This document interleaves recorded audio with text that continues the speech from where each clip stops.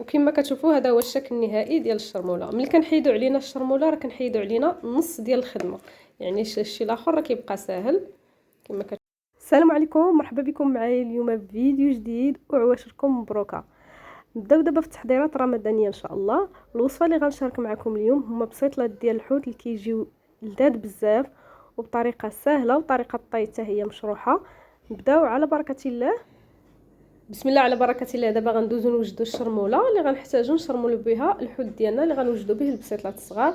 هاد الشرموله يعني غتكون واجده، يعني غنوليو ناخذو غير معلقه صغيره وغنزيدوها على الحوت، ما غنحتاجوش كل شويه غنجبدو العطريه. عندنا هنا تقريبا واحد 5 المعالق كبار ديال الربيع بين القزبر والمعدنوس. المعدنوس هو اللي غالب. غناخذو شويه ديال السكنجبير، شويه ديال الخرقوم، كمون، ابزار، معلقه صغيره ديال التحميره، وشويه ديال الملحه ما غنكثروهاش حيت غنديروا لي صوص. وعندي هنا 5 فصوص ديال الثومه، معلقه ديال معجون الطماطم يعني مطيشه ديال الحك. غنزيد مازال شويه، غنضيف المعلقه الثانيه يعني معلقه كبيره. غنضيف معلقه كبيره ديال العسل الحامض، ما نكثروش باش ما تجيناش البسطيلات حامضين. وغنضيف صلصه ديال صلصه الصوجا. عندي هنا ثقيله غندير منها تقريبا غير واحد شويه، ما نكثروهاش. وعندي هنا صلصه المحار، راه كاينه في المتاجر الكبرى ولا كاينه عند العطاره. ندير واحد تقريبا واحد 2 معالق كبار. الا عندكم حتى صلصه ديال السمك حتى هي ديروها. وعطريه ديال الحوت ما متوفرش عندي، ولكن نقدر نزيدها في الاخير الا مشيت نجيب شي حاجه مازال خاصاني غنجيبها معايا. الا كانت متوفره ما كانتش ماشي مشكل. كما كتشوفوا هاد الصلصه راه كتكون ثقيله. تقريبا غنضيفوا هنا واحد بين المذاق ديالها بين الملوحه والحلاوه. غنضيفوا تقريبا واحد 2 معالق كبار. وغنضيف هنا تقريبا واحد نص كاس صغير ديال الزيت البلديه او الروميه. انا هنا ضفت زيت الروميه. وهنا غنضيف شويه ديال الهريسه. كما كتشوف راه كميه قليله غير باش تعطيني غير ديك النسمه ديال الحروره، غير شويه. اللي كيعجبو الحروره يقدر يضاعف الكميه.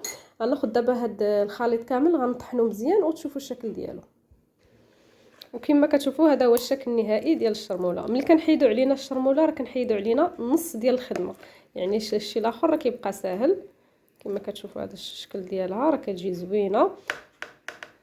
دابا نكمل معكم التوجد ديال البسيطلات. كما كتشوفوا هنا عندي واحد الكميه ديال الفرخ، حوت الفرخ. تقدروا ديروا الميرنا، ما متوفرش عندكم هكا الحوت تقدروا ديروا الدجاج وديروا ليه هاد الشرموله، تخليوه يترقد مزيان.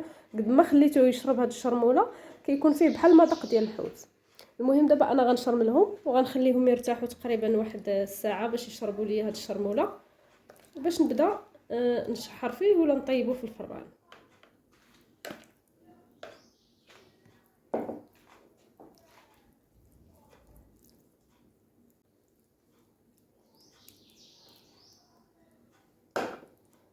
هاد المرحله ضروري نخدموا بيدينا باش كندخلوا هاد الشرموله في الحوت.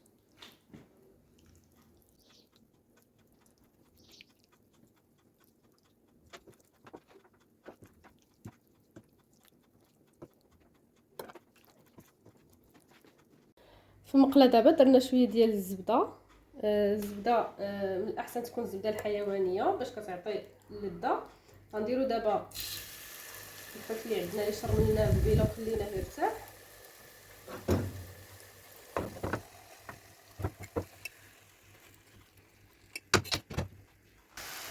في الاول نخليو العافيه تكون مجهده باش ما يطلقش لينا الحوت الماء، ومن بعد نقصوا عليه شويه العافيه ونخليوه يطيب. اللي بغى هاد المرحله ديرو في الفران ديرو في الفران، اللي بغى ديرو بحال هكا في المقله ديرو في المقله. صافي غنخلي الحوت ديالي دابا يطيب ونرجع معكم ملي يطيب. دابا غندوز نوجد الشعريه الصينيه. بالنسبه للشعريه الصينيه درت هنا باكيه ونص، يعني الباكيه الكبيره اللي فيها 250 غرام رابعه، وهاد الصغيره فيها 100 غرام. المهم كتبقى الكميه اللي بغيتو ديروها. هنا عندي قشور ديال الكروفيت اللي سلقتهم، غنخويهم مباشره هكا، غنصفيهم ونخويهم مباشره على الشعريه الصينيه.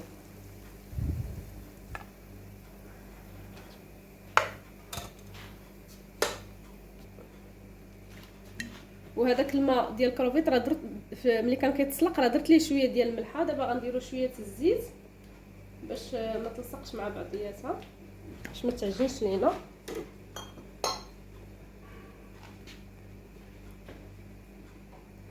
ومره مره هكا نحركها، نخليوها تغلى، طلعها الغليه ونطفيو عليها تقريبا واحد 2 دقائق.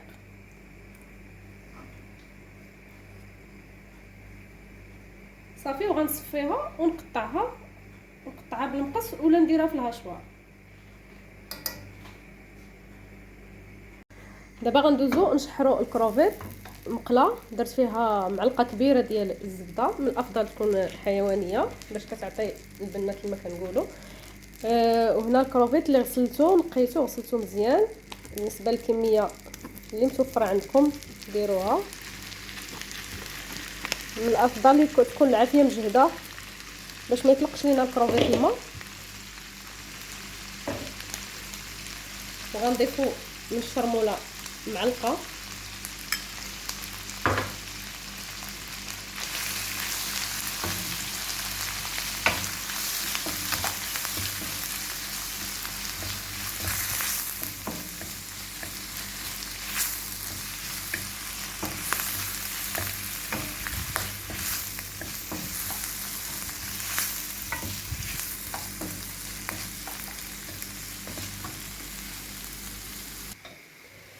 صافي دخلوا الطياب. اين فوا كيبان لكم الكروفيت بدا كيتجمع صافي كنطفيو عليه العافيه. كما كتشوفوا هنا الشعريه الصينيه اللي رطبت في الماء ديال الكروفيت ها هي واجده. طحنتها في الهاشوار وطحنت معها واحد المعلقه كبيره ديال الشرموله اللي وجدت. غير هاد الشعريه بوحدها الصراحه عرفتي المذاق ديالها جا زوين بزاف، يعني فيها المذاق ديال الحوت وكل شيء. دابا غنضيف الكروفيت.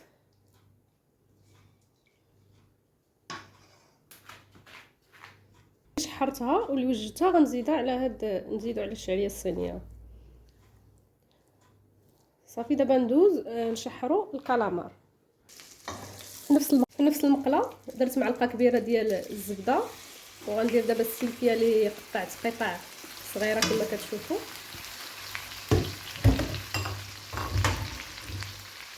وغنضيف معلقه كبيره ديال الشرموله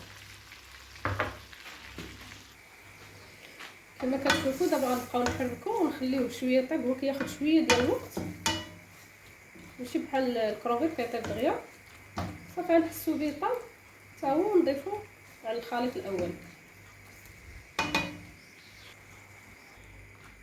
كما كتشوفوا هنا عندي علبه ديال الفطر، وهنا عندي الفطر الاسود. هذوك الباكيات ديال الشامبينيون كتكون باكيه صغيره، كنكبوا عليها الماء طايب وكنعاودو نغسلوه مزيان وكنقطعوه.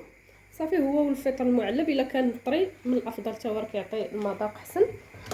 هنا في مقله درت الزبده، نفس المقله ما كنغسلوهاش.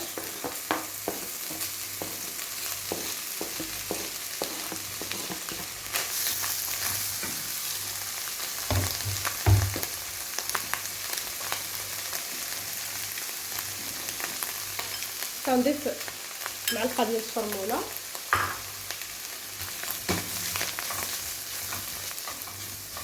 ونشحروا هذا الفطر مزيان ونضيفوه على الخليط.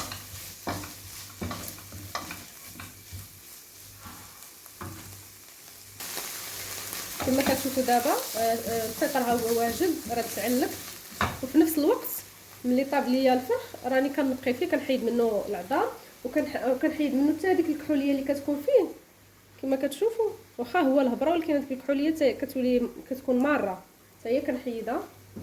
صافي دابا غنضيف هذا الخليط على الخليط الاول. كما كتشوفوا دابا الحشوه ديالي راه واجده، كلشي شحرته كلشي قديته. غنخلط كلشي من غير الحوت الفرخ، غنخليه حتى الاخر باش ما يتفرتش ليا بزاف. حتى غنخلط هاد الحشوه مزيان باش ينسجموا العناصر مع بعضياتهم. وغنزيد شويه ديال صلصه المحار. هاد الصلصه راها حلوه اكثر ما هي مالحه، كتعطي واحد المذاق زوين، تقريبا واحد المعلقه كبيره. وغنخلط الخليط ديالي مزيان وغنخليه يبرد باش نبدا نوجد البسيطلات. خليكم معايا. كما كتشوفوا دابا الخليط راه خلطته دابا مزيان، وهذا هو الحوت الفرخ اللي فرتته بحال هكا، خليته شويه قطع بحال هكا باينين تتبرد شويه الحشوه ونضيفو ملي نبغي نبدا نمونطي البسطيلات. الحشوه ديالي دابا بردات، غنبدا نمونطي البسيطلات. كما كتشوفوا الحوت الفرخ راني زدته دابا وخلطت الخليط كامل، وحكيت الفرماج احمر اضافه اختياريه، اللي بغى يضيفها يضيفها، اللي ما بغاش ماشي مشكل. ندوز دابا نبدا نمونطي على بركه الله. على بركه الله باش نطويو البسطيلات الصغار. في الاول كان عندي الورقه انا الصغيره شديتها كنطويها على 2 على 3 على 4، وكنقطع عليها هنا بالمقص الاطراف باش تجيني تقريبا قد المول. الا كان عندكم المول كبر من هكا راه تقطعوا ثاني شويه، عينكم ميزانكم. كنحطوا الورقه الجهه الرطبه لتحت، ضروري كنفرشوا الوسط حتى دوك الاطراف اللي كنحيدو راه كنديروهم الوسط. الا كان عندكم الورقه بالزايد راه كتقسموها على 4 وكتحطوها بحال هكا. كناخذوا الحشوه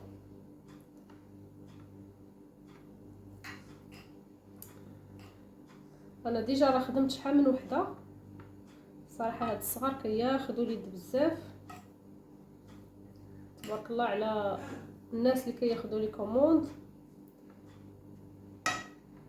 المهم كنعمروها ما كنفوتوش بزاف الاطراف زعما هنا هاد الجوانب ديال المول.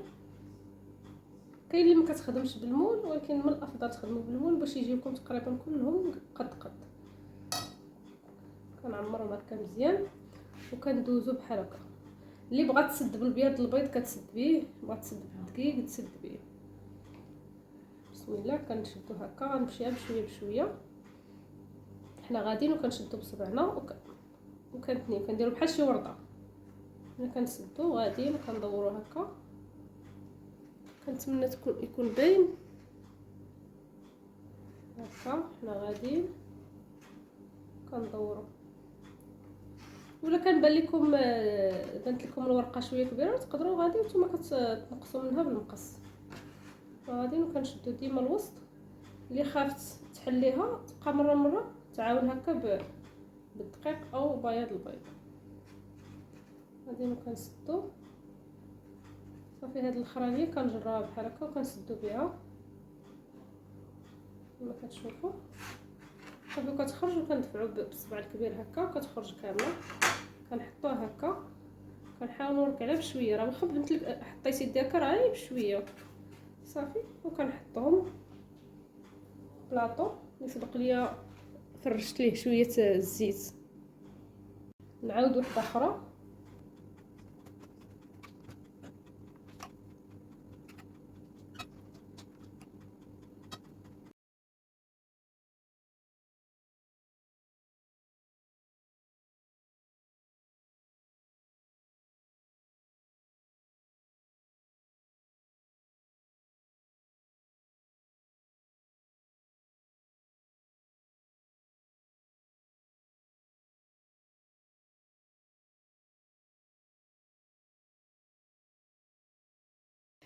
كما كتشوفوا انا ساليت الكميه كامله اللي عندي وشديت بلاطو هكا دهنته بالزيت قبل. حطيت الطبقه الاولى ودرت بلاستيك، درت الطبقه الثانيه وعدت غطيته بحال هكا. كما كتشوفوا غنديرو هكا في المجمد يشد في راسو شويه باش نديرو في البلاستيك الغذائي، ولا ديرو في باطاط ديال جوطابل، ولا كل واحد كيف كيرتب الكونجيلاتور ديالو.